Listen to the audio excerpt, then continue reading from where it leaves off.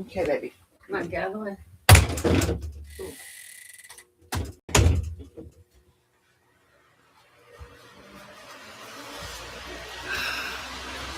Well, hello.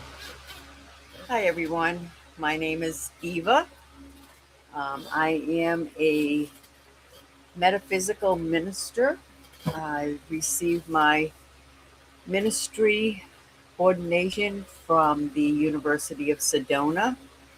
I do not profess to be an expert in theology.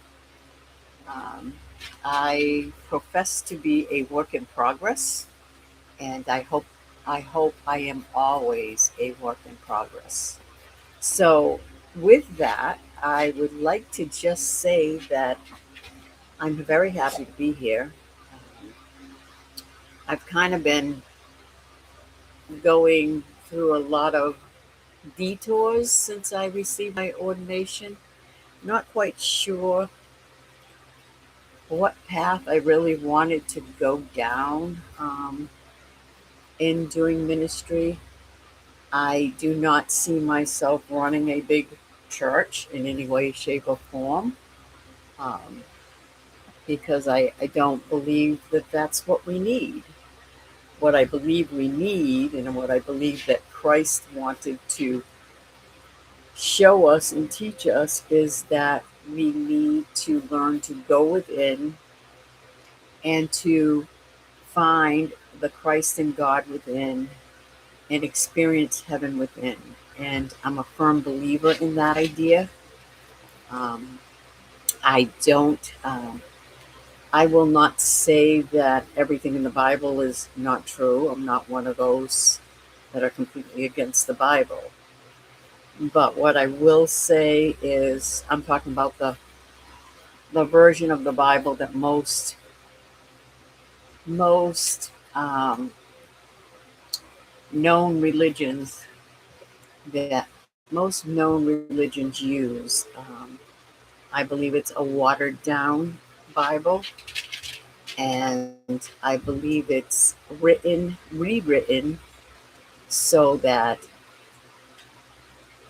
we are in need of other people telling us how to live our lives, and we are put in constant guilt about behaviors and things like that.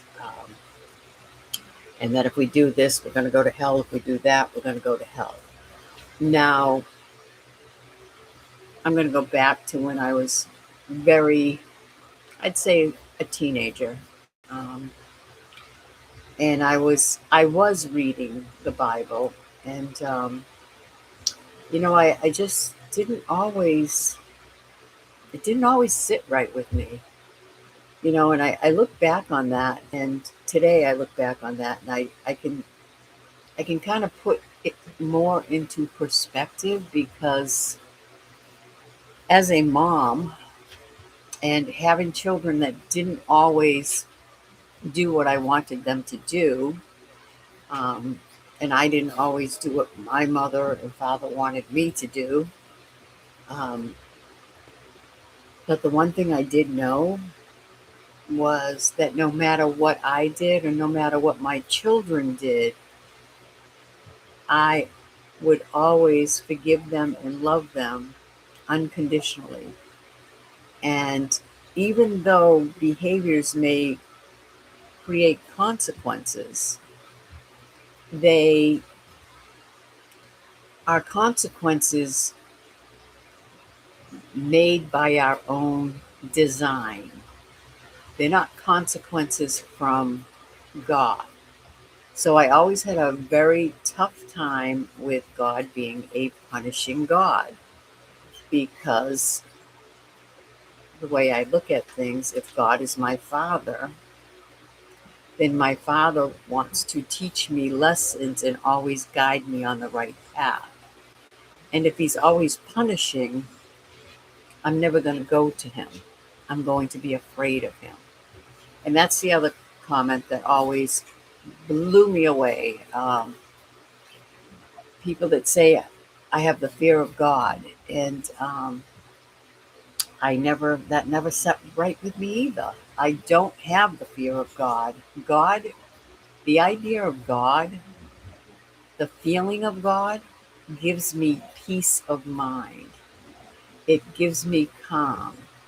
It gives me a place within myself that feels confident and loved. I have the fear of the devil, and it is the fear of the devil that wants to keep me on a godly path. And even though I may be tempted by life's things, situations, um, I always hope and pray that I get back to the divine guidance from God. So that's kind of a little synopsis of where I came from. And religion was always something very, very hard for me. Um, you know, I always felt like I was never, I remember I, I grew up in the Catholic Church, or I shouldn't say in it, around the Catholic Church. I was thrown into Catholic school in the fifth grade, I think it was, and I never felt like I fit. But when I went to the Catholic Mass, there was always this saying before they did communion, and it was, "Lord, I am not worthy, but only say the word, and I shall be healed." And every time I said that, it was like, "Oh, see, I'm not worthy. I'm not worthy." But you know what? Today, I know that through my own divine experience in finding God, the God that I know loves me and loves all of you, I know I am worthy. And I know that I am a gift um, to this earth, and that I have a purpose on this earth.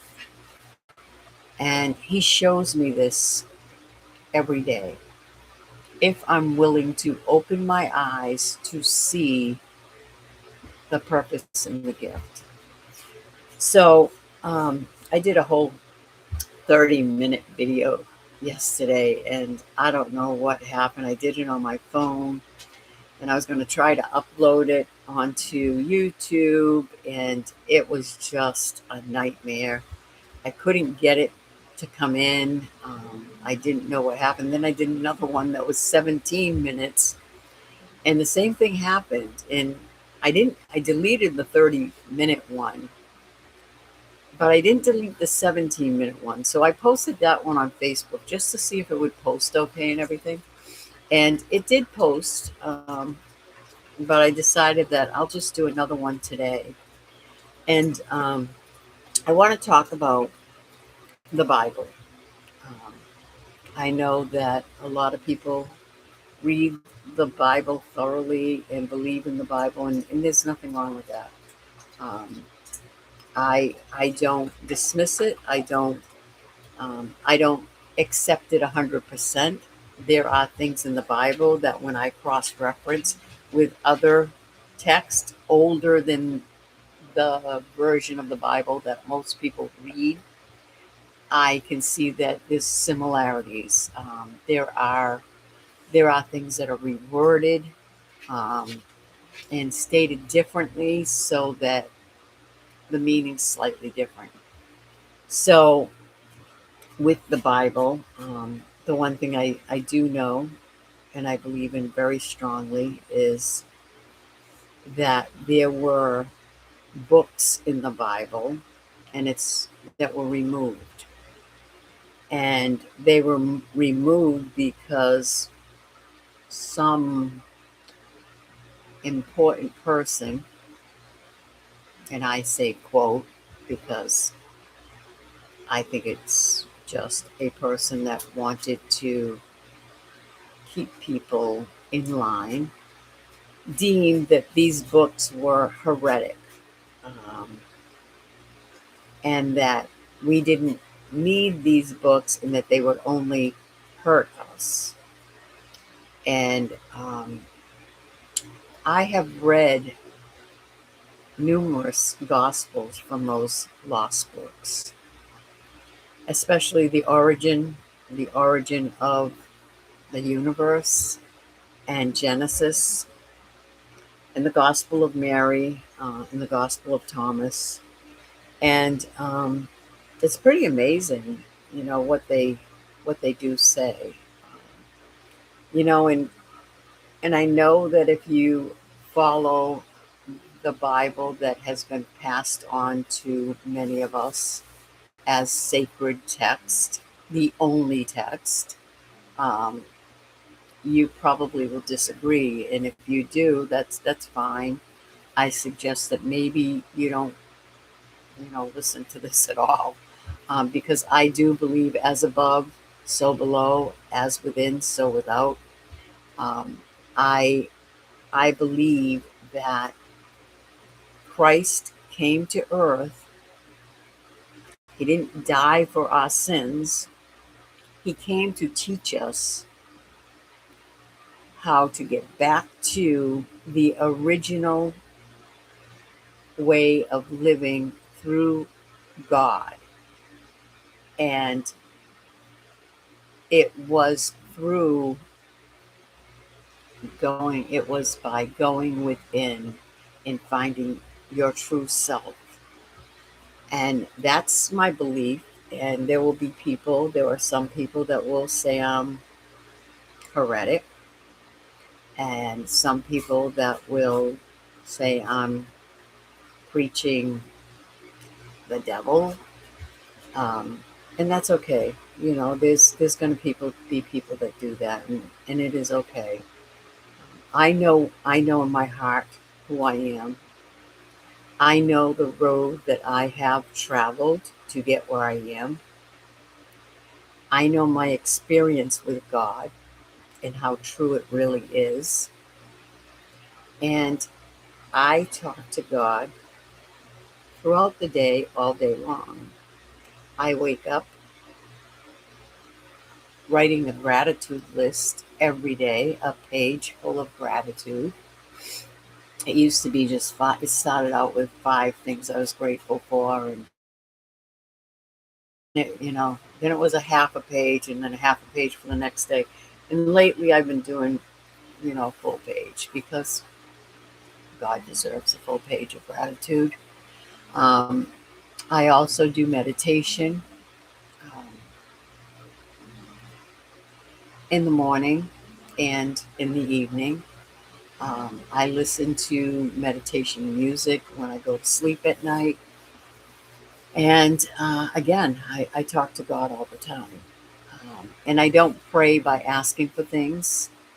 I pray like I would pray to my mother, like I would talk to my mother. And I believe that that's how we are supposed to pray, not asking and begging for things like little children at Christmas time, but just being real. That's what God wants from me. From me, He wants me to be real, and I believe that I am real with God every day. And when I'm messing up, God always lets me know, but I also will talk about it with God. Um, so that's kind of where I'm at with my spirituality. And, I'm not here to judge anybody's spirituality, what they do, what they don't do, how they do it, what they read.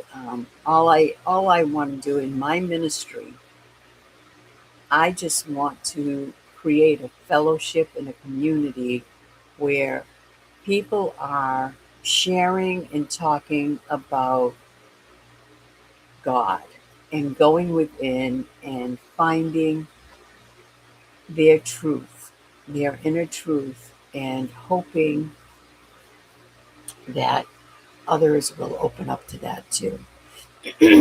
Many of you know there's a lot of insanity going on in the world, and there is a lot of insanity. And I will tell you in my opinion, because I don't profess to be an expert in theology, but from what I have read in Revelation and what I have read about Enoch and all these other issues that have gone on, the Isaac and Ishmael, and which one was the rightful. It's just been a lot of demonic energy right from the beginning. And that demonic energy from the very beginning of time is the same demonic energy that we have today. And what that demonic energy is doing, it's creating a world of anger and just hate. And I can tell you, every time we act hateful, we are feeding these demons. They feed off of our negative energy. They feed off of every time you hate someone because of their politics, every time you hate someone because of their race or their ethnicity or their religion. They feed off of all of that. And what they don't want in this world from any of us is the act of love, the act of kindness, and the act of peace.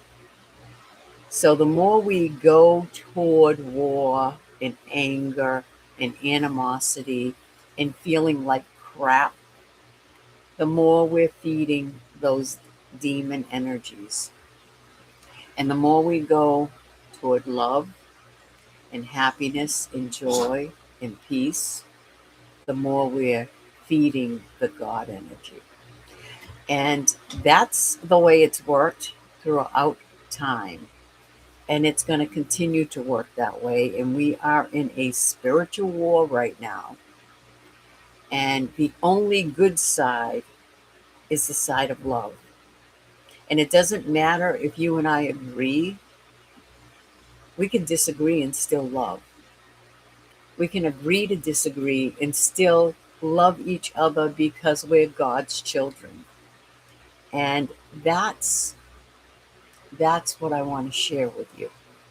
I want to read the Gospel of Mary, and after I read this small portion in the Gospel of Mary, and it is out of the Nag Hammadi library, I'm going to give you 5 words that Mary Magdalene had used to teach her followers to not use, because those words put us in a demeaning and enslaved position with the devil.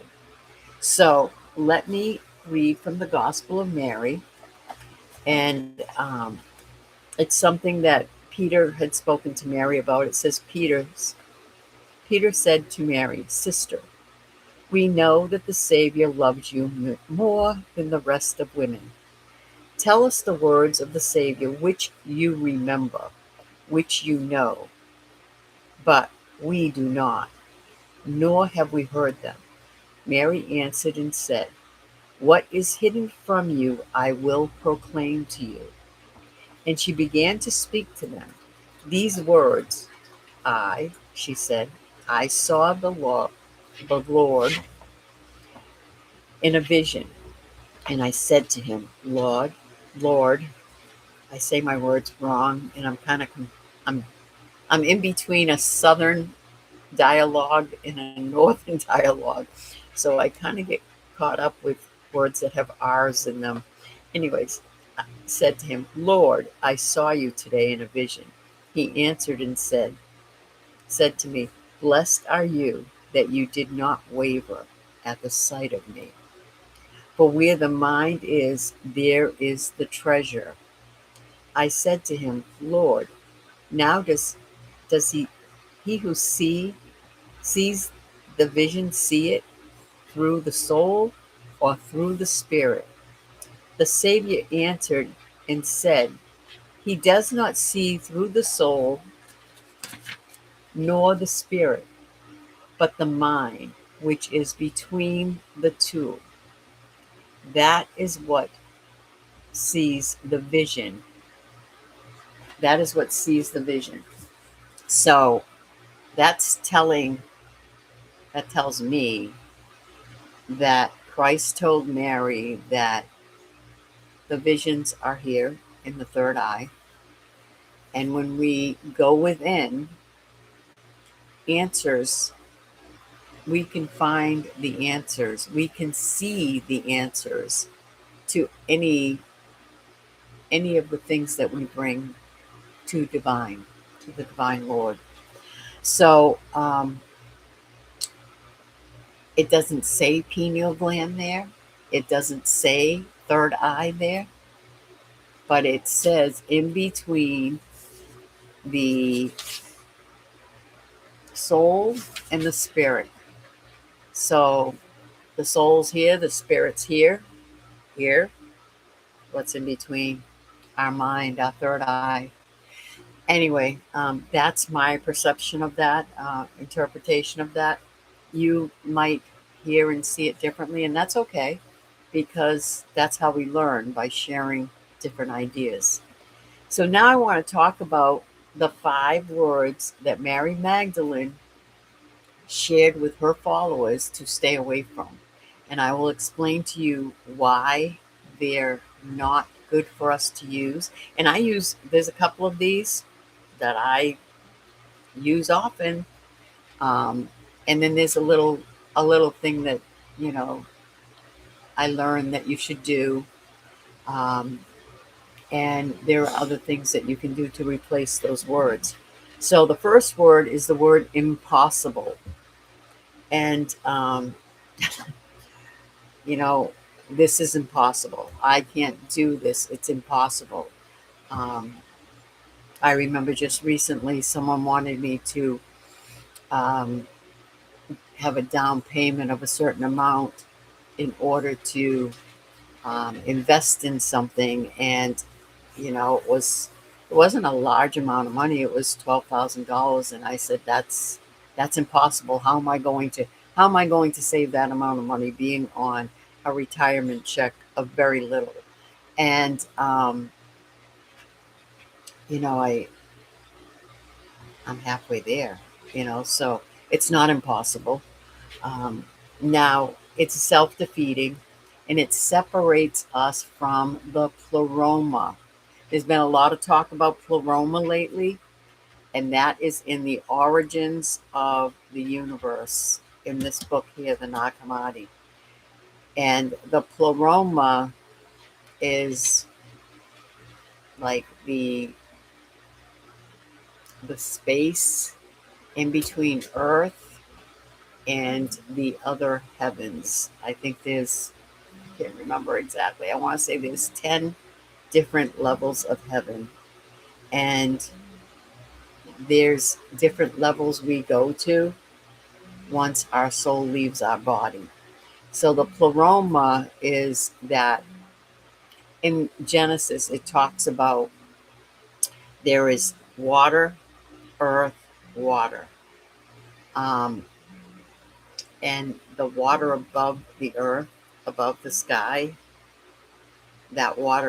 that's what the pleroma is. So anyway, impossible. So it's a very negative and self-defeating. So when you say something's impossible, you basically have told yourself you can't do it. And it's suggested um, that you don't think like that, and that you always keep yourself in a mind frame where anything is possible. If you want it, if it's in your heart and in your soul and in your mind, and you are practicing the ability to do or have something, it's possible. And I know that there are a lot of like little like quotes, and instead of it being impossible, it says I'm possible. And that's a cute little way to switch it around. I'm possible. So, so it's it exceeds what I currently understand. And these are some of the replacements. So instead of saying this is impossible, you can say something like this exceeds what I currently understand, or I don't yet see the path. So those, or I'm possible is another one. So um, the next word is deserve. And I use that one a lot. I deserve this. I deserve that. I want to get a bowl of ice cream. I deserve it. I want to get pizza this paycheck because I deserve it. So I use deserve quite a bit, and that is putting yourself in that lack mindset where you don't have it, or you already don't have it, and access to something becomes conditional. It becomes conditional on, well, I just worked a full week. I worked hard this week, so I deserve this. Oh, the kids drove me crazy. My kids drove me crazy, so I deserve to go take a bath with, oil and candles. So it's basically nothing should be conditional. And to be able to receive something, we receive it because we are worthy, and it isn't conditional. It is um, it's our it's our divine, as this says, it's the pneuma. It infects not the pleroma this time, but the pneuma, which is the divine breath. And what is breath? Breath is life. So it is a um, life given attribute, the things that we want in our lives. It's not because we deserve it. It's not conditional. It's part of life. So the replacement for that would be this is mine to receive, or I am open to this.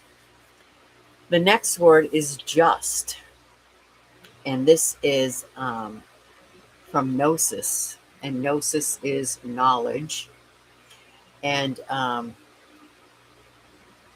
we use the word just, and I this is the one I have a big this is a big one for me. Deserve, just, someday is the next one after that.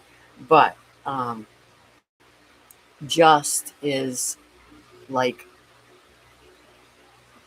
when I state something and I it's a strong feeling or a strong belief or strong I know something, I know it.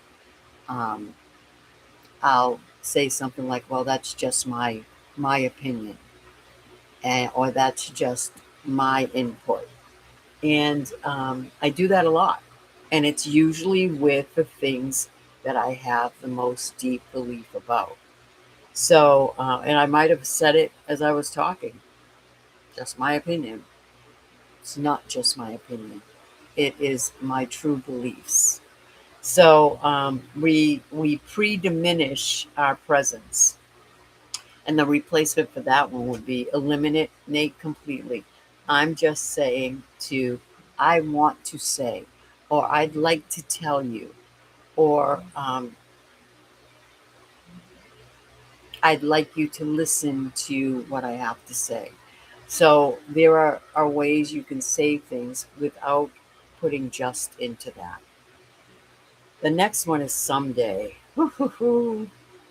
I had so many some days. I cleaned out my all my some days the past month, um, and there were a lot of them. A lot of them.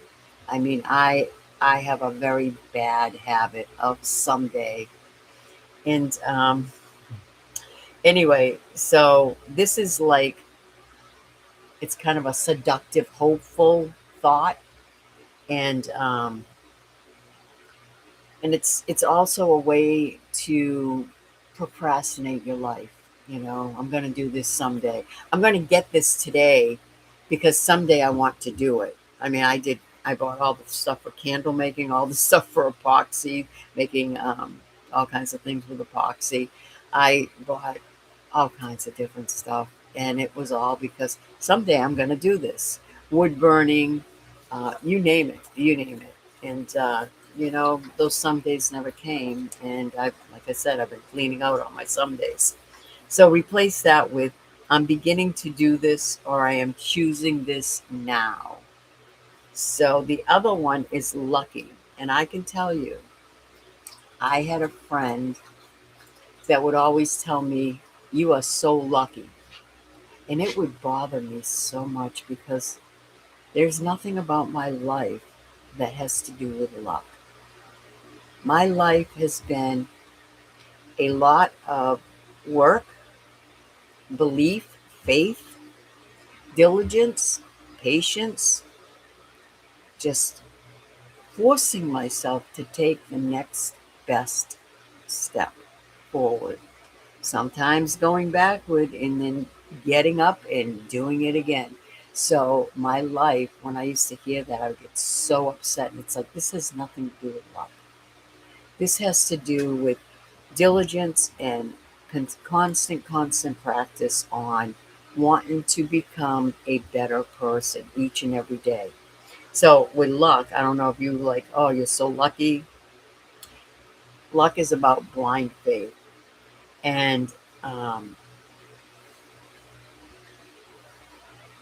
like it's like if something good comes to you, it's accidental. It isn't because you have been given um, favor. It's accidental. You had nothing to do with it. And the replacement for that is I created the conditions for this, or I am grateful for my alignment. So, those are the 5 words. And what I had learned when I watched a video about all this, and you can find the video, it's much longer than this. It's Mary Magdalene, five words for Mary Magdalene. But you definitely can find it on YouTube. It was something I just recently watched. And then they give you the steps to practice, how to make the changes. But they say to follow um, your talk for the next 3 days. And every time you use these 5 words to write them down, and then there's an exercise you do with that. And I suggest that you go and get this video and watch the video. And because I don't want to say the wrong thing, and I would like to give credit where credit is due to that. And I can probably link that video if I can find it again. I'm sure I can if I go in my history, and you can watch it yourself. And I will. I'll link the video to this one afterwards.